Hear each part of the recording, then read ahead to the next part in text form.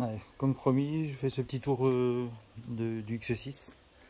Alors je suis désolé parce que j'avais prévu de lui passer un coup de propre ce matin, mais on a pris un orage et il est prévu qu'il repleuve, donc je ne vais pas la laver pour reprendre une rincée juste après. Je filmerai d'assez près, suffisamment près pour qu'on puisse voir les défauts, puisque c'est ce qui vous intéresse en particulier.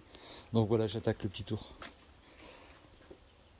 Donc X6 3 litres 35D, pack S Deluxe 2009.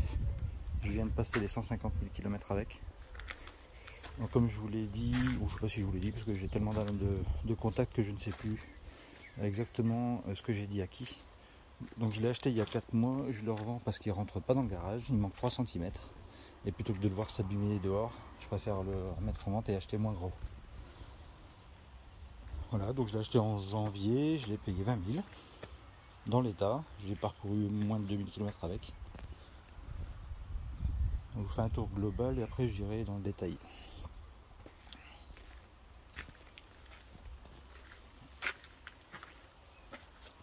Alors, en ce qui concerne les défauts, comme je vous le disais, le premier gros défaut c'est celui-là. Donc une trace de choc, une trace de frottement, pas de choc, de frottement, qui nécessite peut-être un petit... alors soit un rattrapage, mais si j'avais dû le garder, je pense que j'aurais fait repeindre les deux pare-chocs, et devant et derrière.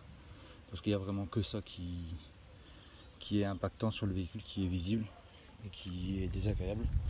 Le premier c'est celui-là, et le second, ce que je vous disais, c'est les traces de déchargement sur le bas du coffre. Voilà, vous voyez, à force de décharger, les gens ne prenaient pas suffisamment soin de ne pas toucher la carrosserie, et forcément, ben voilà, ça engendre des griffes. Ça c'est le deuxième plus gros défaut. Si je devais vous dire d'autres défauts, alors effectivement sur les jantes, on va faire le tour des jantes. Alors bon, c'est des jantes aluminium hein, qui ont connu principalement la Corse et après le nord. Et forcément dans le nord il y a quand même plus de sel sur les routes. Les jantes alu, ça n'aime pas le sel. Et apparemment ça n'aime pas non plus que les épouses prennent le volant, puisque chaque fois qu'une épouse prend un volant, ça donne ce genre de choses. Non, je plaisante, c'est pas vrai.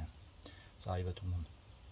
Voilà, donc il y a une jante avant droit, arrière droit, elle est aussi bon, je vais pas dire en mauvais état, c'est pas vrai, mais elles sont impactées par des coups de bordure. Les gauches, pas de coups de bordure, mais par contre aussi l'oxydation de l'alu. Donc ça mériterait un petit coup de polissage.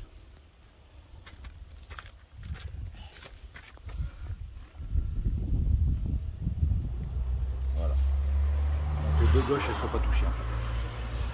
Les 4 pneus sont neufs, comme je l'ai dit, les disques sont neufs, les plaquettes. Alors, je sais pas si on va le voir, mais normalement oui, elles sont neuves. Les pneus, on voit bien, ils sont neufs. Les sculptures devant, c'est pareil, c'est neuf. Les vidanges, tout a été fait. Boîte, pont, boîte de transfert, moteur. Bon, je suis désolé, j'ai pas eu le temps de nettoyer, elle a fait la semaine de travail. Alors si, peut-être au niveau des défauts, je pense qu'il y a celui-là aussi. Bon, c'est pas grand-chose, mais c'est visible, c'est désagréable quand on est passager, c'est en plein milieu. On va essayer de le lustrer, voir si ça revient, mais je suis pas persuadé que ça revienne. Voilà. Alors bizarrement, le pavillon est noir.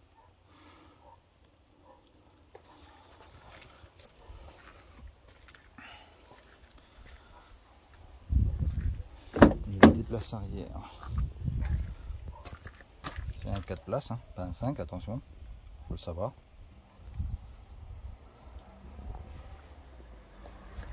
Bon, pour 13 ans, quand même en bon état. La partie mécanique, bon, on n'y verra pas grand chose, mais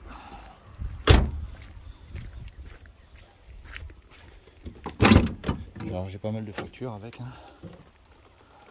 Voilà, le 3 litres biturbo.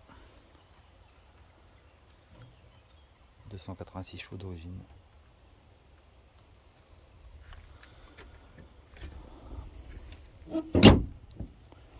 Voilà. Si vous avez, alors je refais un tour pour que vous ayez le temps de la visualiser. Si vous avez des questions, n'hésitez pas.